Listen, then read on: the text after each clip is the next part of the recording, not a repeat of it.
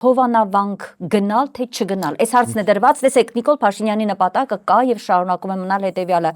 քաղաքացիական բախումներ հրահրել։ Այս մարդը դրանից այսպես էներգիա է ստանում։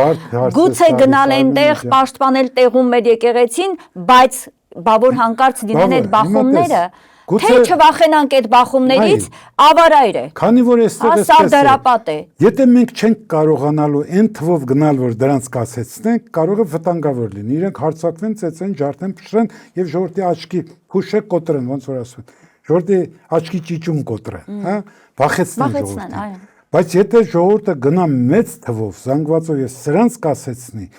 իր եկեղեցին, գիտես ինչն է ինձ զարմացնում։ Օհանավանքում ահագին մարդիկ կան, որոնք ուրեմն սրան են հետևում, ինչպես ընտրում։ Բայց դա ունի իր պատճառները ցավոք, դարձյալ նոթապաշտությունը։ Օրինակ ես տեղեկացա, որ այդ ժողովրդի խոստացել են կարկտաբեր այդ ամպերը ցրելու գործիքներ, գյուղատնտեսական ինչ-որ բաներ։